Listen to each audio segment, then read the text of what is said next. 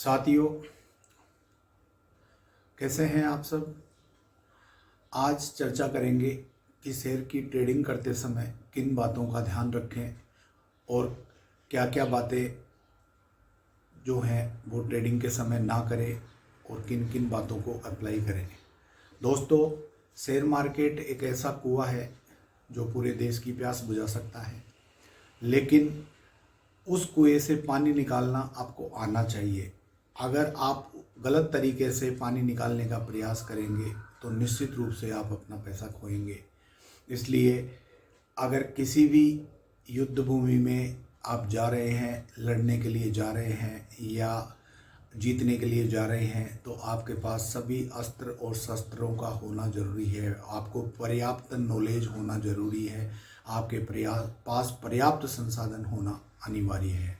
यही नियम share market के ऊपर लागू होता है। दोस्तों, शेयर मार्केट में सबसे पहले ट्रेडिंग करते समय बिल्कुल कैलकुलेटिव रिस्क लेवें। आपको अपनी रिस्क अपनी क्षमता के अनुसार लेनी है। सबसे पहले यह देखना है कि मेरे पास कितनी कैपिटल है। कैपिटल में भी यह देखना है कि पैसा मेरा उधार का तो नहीं है, मैंने कहीं किसी से लोन तो नहीं लिया, मैंने मोटी रकम पर किसी साहूकारों से 5% 10% ब्याज के ऊपर ज़्यादा लालच की पैसा शेयर मार्केट से कमवा के और मैं वापस दे दूंगा। ऐसा तो आपने नहीं किया। अगर आपके पास में खुद का पैसा है तो बिल्कुल कैलकुलेटिव रिस्क आप उसमें लेवें, क्योंकि पैसा बनना कोई बहुत बड़ी बात नहीं है, लेकिन पैसा बनाने के लिए पर्याप्त नॉलेज जो आपके पास होनी चाहिए वो है कि नहीं है, यह आप ट्रेडिंग करते समय देखें।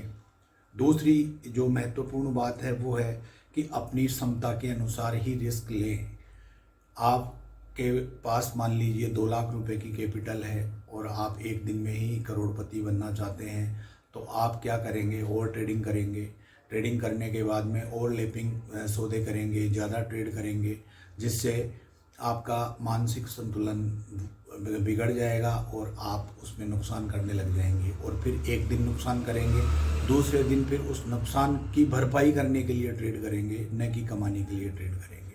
ऐसा निरंतर आपका एक परंपरा, एक सिलसिला प्रारंभ हो जाएगा और आप निश्चित रूप से बाज़ार में लॉस करके ही जाएंगे।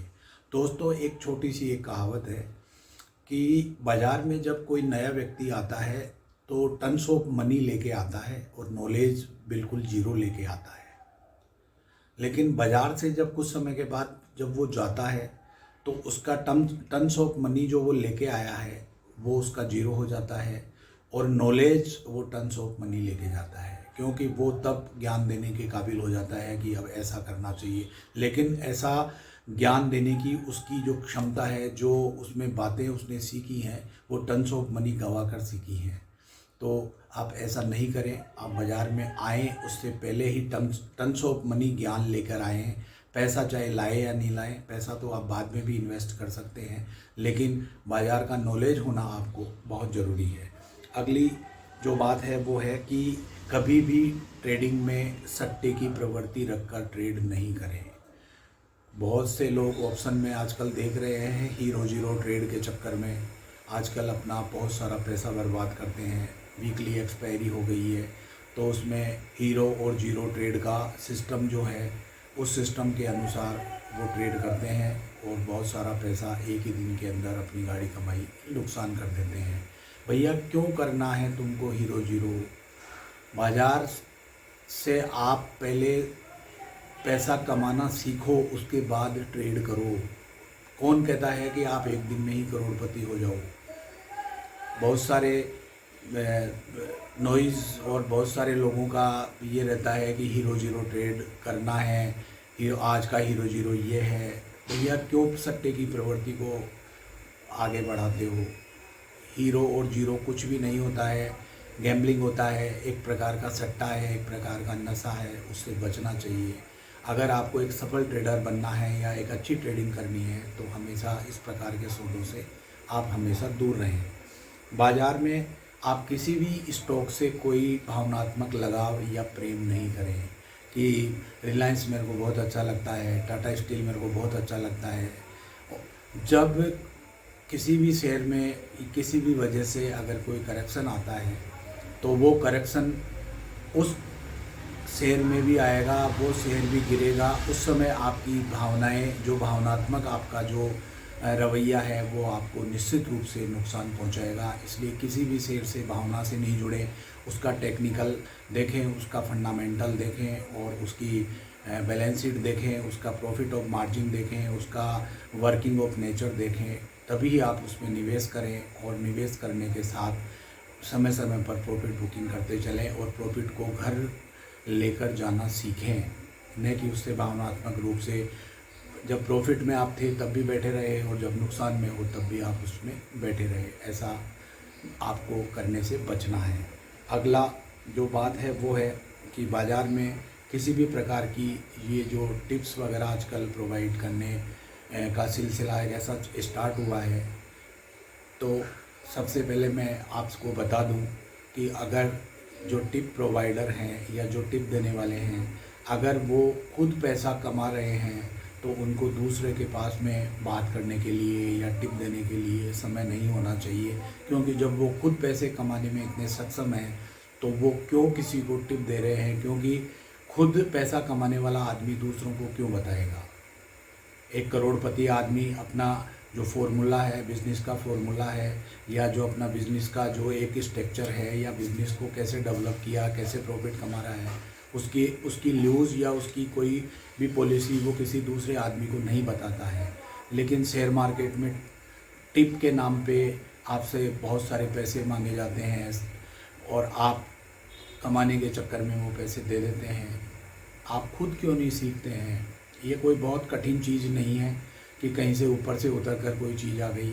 ये सब डिमांड और सप्लाई का गेम है। आप डिमांड और सप्लाई के गेम को अगर आप समझ जाएं, थोड़ा डाटा देखना सीख जाएं, थोड़ा चार्ट देखना सीख जाएं, थोड़ी साइकोलॉजी देखना सीख जाएं, थोड़ा एनालिसिस करना सीख जाएं, निश्चित रूप से आप एक अच्छे ट्रेडर बन सकते हैं। सवाल ये है कि आप अब किन से सीखें। आपको जिनसे भी सीखना है, जो भी आपको अच्छा लगता है, उनसे आप सीखें, लेकिन आप सीख कर ही ट्रेड करें, तभी आप एक सफल ट्रेडर बन सकते हैं। और आप सफल ट्रेड बन के एक अच्छे स्टॉक का चुनाव करके आप पैसा कमा सकते हैं।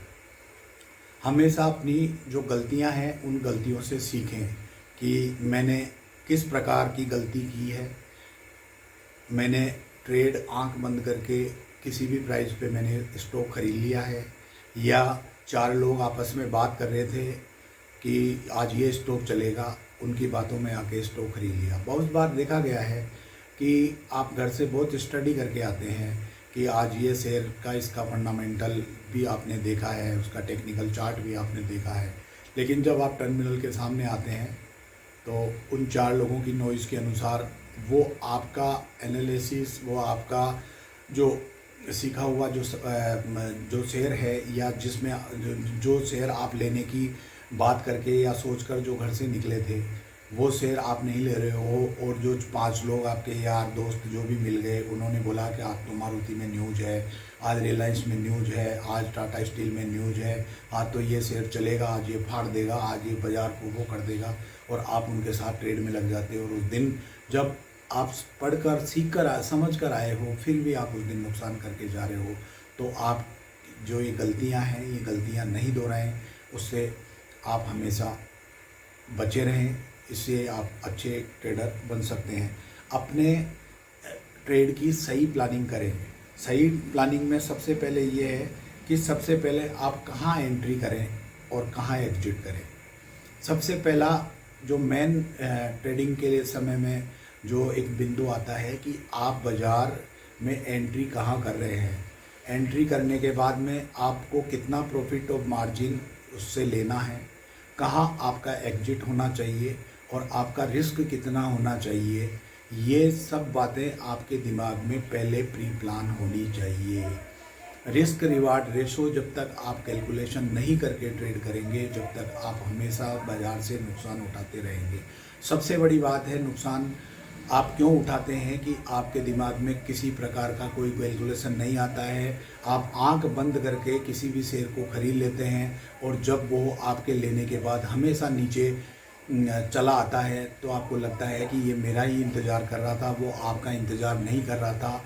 उसका अप और डाउन का जो ट्रेंड था वो ट्रेंड आप नहीं पकड़ पाए, इस वजह से आपका शेयर आपके लेने के बाद में नीचे या ऊपर हो जाता है। आप जैसे ही बेचते हैं वो ऊपर भगना स्टार्ट हो जाता है और जैसे ही खरीदते हैं वैसे ही टूटना स्टार्ट हो जाता है। ऐसा अक्सर आपके साथ हमारे साथ होता है, लेकिन टेक्निकल रूप से देखा जाए तो वो शेयर अपनी खुद की एक चाल चल रहा होता है। उस अपनी एक चाल, उसकी एक जो राइड और डाउन जो उसका ट्रेंड है, उस ट्रेंड के अनुसार आप उसमें ट्रेड में अपना ट्रेड बनाएं, तभी आप प्रॉफिट कर सकते हैं, अन्यथा आप हमेशा लॉस करेंगे।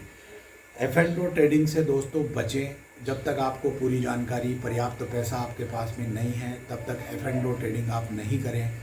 ऑप्शन ट्रेडिंग भी नहीं करें।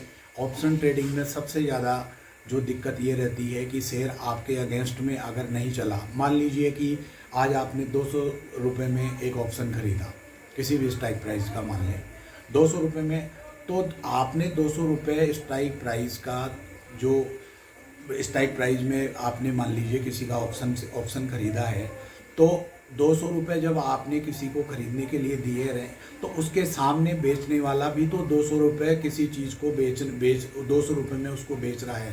200 रुपये बेचने का उसका अर्थ ये हुआ कि वो बाज़ार को नीचे लाना चाहता है और आप बाज़ार को ऊपर ले जाना चाहते हैं।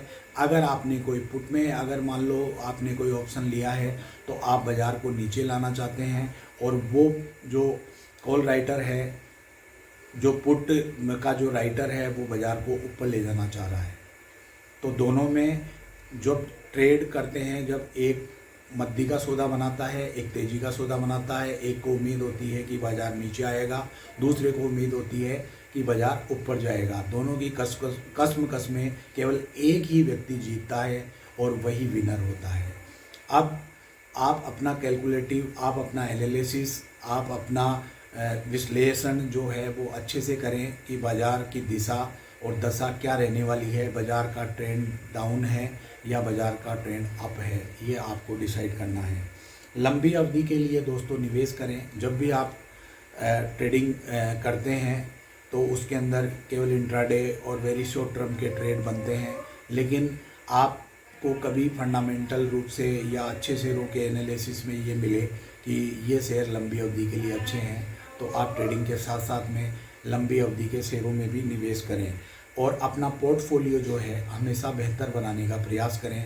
हमेशा आप शेयर में बने रहें, जिससे आपका पोर्टफोलियो जो है वो हमेशा अच्छा बना रहे और हमेशा प्रॉफिट गेन करता रहे। ऑप्शन ट्रेडिंग में सबसे बड़ा जो दिक्कत है या जो परेशानी है, आजकल 90% जो ट्रेडर हैं वो ऑप्शन की ट्रेडिंग करते हैं। ऑप्शन की ट्रेडिंग में भी आजकल जो डिस्काउंटेड ब्रोकरेज आ गई कि एक वन टाइम के अंदर आप 50 लोट लगा सकते हैं, 100 लोट लगा सकते हैं, ऑर्डर में आपका ब्रोकरेज जो है वो नहीं लगेगा या कुछ भी नहीं लगेगा। लेकिन क्या आपको पता है कि ब्रोकरेज के अलावा सरकार के टैक्सेस कितने हैं? आपने मान लीजिए कि 50 लोट का एक ऑर्डर लगाया और गलती से आपका उसमें कुछ भी प्रॉफिट नहीं हुआ, मान लीजिए 5,000 रुपये का आपने प्रॉफिट किया, 50 की आपने किया, 50 लोट आपने अगर उसमें ख़रीदे हैं तो 50 हैं तो 50 बेचोगे भी, तो दिन का जो ट्रेड हो गया वो 100 लोट का हो गया।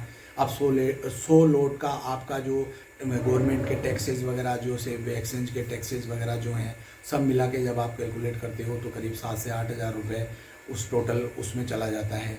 आपके अकाउंट में 5,000 रुपये प्रॉफिट था, तो पता लगा कि आपको 2 या 3,000 रुपये आपके प्रॉफिट होने के बाद भी आपको अपने अकाउंट से वो अमाउंट डिडक्ट ब्रोकर या जो अकाउंट्स आपका सेटल हो रहा है उसमें लग रहा है, तो आपको 2 या 3,000 रुपये का नुकसान होगा।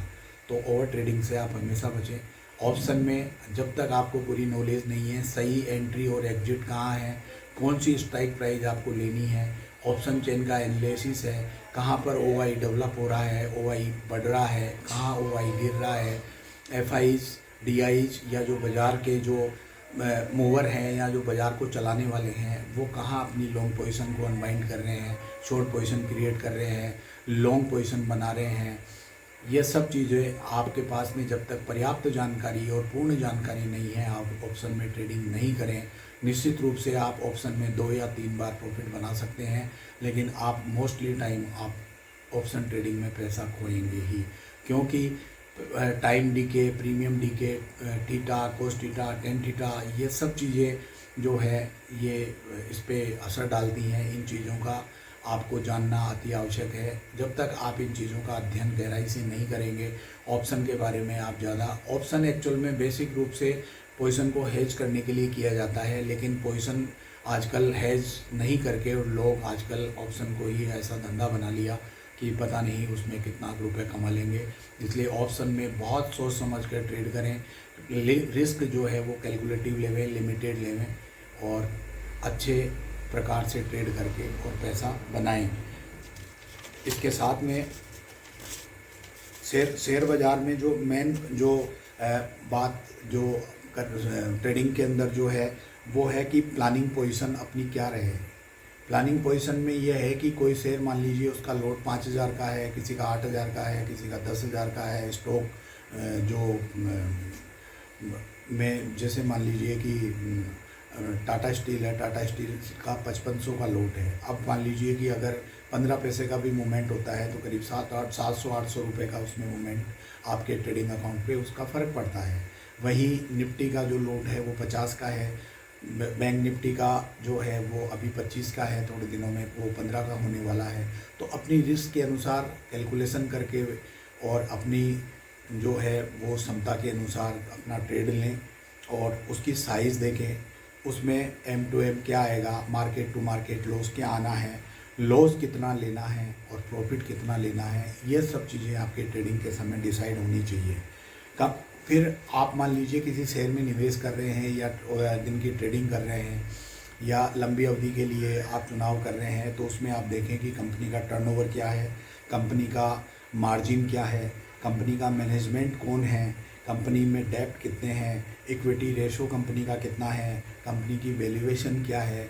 इन सभी बातों पर विचार करने के बाद ही आप कोई ट्रेड उसमें बनाएं और ट्रेड करने के बाद में आप उसमें अगर मान लो लंबी अवधि के लिए भी बना रहना चाहते हैं तो आप उसमें बन सकते हैं। सबसे बड़ी जो शेयर मार्केट में जो डेली ट्रेडिंग करते हैं उसमें सबसे बड़ा डर ये होता है कि कहीं मेरा पैसा चला नहीं जाए। वो एक डर की भावना से काम करते हैं। जब आपने सही स्टॉक का चुनाव किया है, सही आपने सारा एनालिसिस किया है, तो फिर डर किस बात का। आपको डर छोड़ना पड़ेगा, आपको बाज़ार को समय देना पड़ेगा, लंबी अवधि के नज़रिए से आपको बाज़ार को देखना पड़ेगा, तभी आप जो है वो पैसा बना पाएंगे। कम समय में आपके लालच में कम समय में ट्रेड करके आप पैसा ज़्यादा नहीं बना सकते। ये एक प्रकार का लालच है जो आपको हमेशा एक नुकसान देगा। बाज़ार में हमेशा उतार चढ़ाव में एक राजनीतिक प्रभाव जो है वो भी इम्पोर्टेंट होता है। ग्लोबल फैक्टर जो है वो भी बाज़ार को ऊपर और नीचे ले जाने में दिशा को ट्रेंड को जो है वो पकड़वाते हैं, या ट्रेंड जो है कि ऊपर और नीचे का जो ट्रेंड है वो किस दिशा की ओर चल रहा है, उस ट्रेंड को पकड़कर आप अपना प्रॉफिट और लॉस जो है उसको मैनेज कर सकते हैं। जिस तरह या जिस ट्रेंड में अभी बाज़ार चल रहा है उस ट्रेंड में आपको उसी ट्रेंड की सवारी करनी है, न कि उसकी विपरीत दिशा में। अगर आप ट्रेंड के विपरीत दिशा में अगर आप बैठेंगे तो आप निश्चित रूप से उस दिन आप डे ट्रेडिंग में नुकसान करके उठेंगे। आपको जिधर सवारी करने को मिल रही है या जिधर का ट्रेंड मिल रहा है आप उसी ट्रेंड में बैठना है। आपको ये ना तो मद्दी वाला बनना है, ना तेजड़िया बनना है। आपको वो बनना है जो बाज़ार की दिशा उस दिन की तय हो रही हो, बाज़ार का ट्रेंड जिधर का हो आपको उसी तरफ बैठना है। बाज़ार बहुत वोलेटाइल है। बाज़ार में उतार और चढ़ाव बहुत ज़्यादा होता है। दिन में जो जिन्होंने पोजीशन शॉर्ट की होती है या जो मंदड़िए हैं उनको भी मौका देता है, और जो तेजड़िए हैं या जिन्होंने लॉन्ग पोजीशन बिल्डअप की हुई होती हैं उनको भी मौका देता है। अब आपको देखना ये है कि आपकी एंट्री कहाँ है, आप कहाँ एग्जिट करोगे, कहाँ आपका स्टॉप लॉस है। वेल प्लानिंग से आप अपना जो ट्रेडिंग का जो है वो आप रखें, उसमें ही आप सफल रूप से ट्रेड कर पाएंगे। और अपना जो स्टॉप लॉस है वो बिल्कुल मिनिमम रखें कि जिससे कि आप मान लो आपके ट्रेंड के विपरीत या आपके ट्रेड के विपरीत अगर मान लीजिए बाज़ार जो है वो निकलता है तो आपको एक मिनिमम लॉस हो, और प्रॉफिट रिवार्ड रेशो या जो रिस्क रिवार्ड रेशो जो है वो हमेशा आप थोड़ा सा बड़ा रखें, क्योंकि रिस्क को जब तक आप मैनेज नहीं करके चलेंगे ये बाज़ार आपसे हमेशा पैसा छीनता रहेगा। इसलिए आप हमेशा बाज़ार के पीछे चले, बाज़ार के आगे चलने का प्रयास नहीं करें, बाज़ार को आगे अपना काम करने दें। उसके बाद में आप अपने विवेक के अनुसार उस बाज़ार के ट्रेंड के हिसाब से अपना निर्णय लें। साथ में दोस्तों सबसे बड़ी जो बात है वो ये है कि शेयर मार्केट के जो एक बहुत बड़े दिग्गज जो हैं वॉरेन बफे, उनके अनुसार उन्होंने एक लाइन मार्केट के लिए लंबी अवधि के लिए लिखी है, my favourite holding periods in for ever. इन्होंने एक ये बहुत बड़ी बात की है कि अगर उनका जो फेवरेट स्टॉक है वो हमेशा लंबी अवधि के लिए हमेशा के लिए वो उनके स्टॉक में रहता है। दोस्तों उधार के पैसों से कभी भी ट्रेडिंग नहीं करें, इमरजेंसी फंड जो है वो कभी बाज़ार में नहीं डालें। ट्रेडिंग एक ऐसा नशा बन जाता है जिसमें व्यक्ति लोन लेकर साहूकारों से 5-5 टका 10-10 टका उधार लेकर वो शेयर में ट्रेड करने लग जाता है, और वो एक प्रकार का सट्टा करता है, और वो उसमें जैसे ही नुकसान उठाता है फिर वो थोड़े दिनों में देखता है कि अब पैसा चुकाने के लिए कोई नहीं है, शेयर बाज़ार में एक बड़ा लॉस करके चला जाता है। अब वो ब्याज वाले उसके घर पे आने लगते हैं, और थोड़े दिन में वो मानसिक प्रताड़ना से पीड़ित होकर वो अपने संसार को अलविदा कहने के लिए या अलविदा कह देता है, या आत्महत्या करता है, या सुसाइड अटेम्प्ट करता है, या मतलब समाज में उसकी बेइज्जती होती है। तो इस प्रकार की जो ये चीज़ें ट्रेडिंग के समय में एक दिमाग में एक हवा जो वो बन जाता है, उससे आप बचें। शेयर मार्केट एक प्लानिंग का गेम है। एक प्लानिंग आप सीख के समझ के अच्छे से उसका विश्लेषण करके आप अगर उसको निश्चित रूप से एक बिज़नेस के रूप में करेंगे तो आपको निश्चित रूप से फ़ायदा देगा। यही शेयर मार्केट का सबसे बड़ा सफल मंत्र है कि शेयर मार्केट को सीखकर, समझकर और विवेकपूर्ण तरीके से आप शेयर मार्केट को सीखें, समझें, और उसके बाद में डमी ट्रेडिंग करें। डमी ट्रेडिंग करने के बाद जब आपको ये लगता है कि नहीं मैंने अब पैसा बनाना स्टार्ट कर दिया है, तब थोड़ा थोड़ा अमाउंट से आप ट्रेडिंग करना सीखें। ट्रेडिंग करने के बाद जब आप बिल्कुल कॉन्फिडेंट हो जाएं कि अब मेरे को ट्रेडिंग करना आ गया, हालांकि ये बाज़ार हमेशा हर व्यक्ति को नया ही रखता है। कोई आदमी ये बोले कि साहब मैंने पूरा बाज़ार सीख लिया है या पूरा ट्रेडिंग के रूल सीख लिए हैं, इस बाज़ार में ये बाज़ार हर दिन अपना नया एक रूल सिखाता है, और वो रूल बाज़ार का खुद का अपना नया होता है, इसलिए किसी के पास में उस नए रूल की जानकारी नहीं होती है।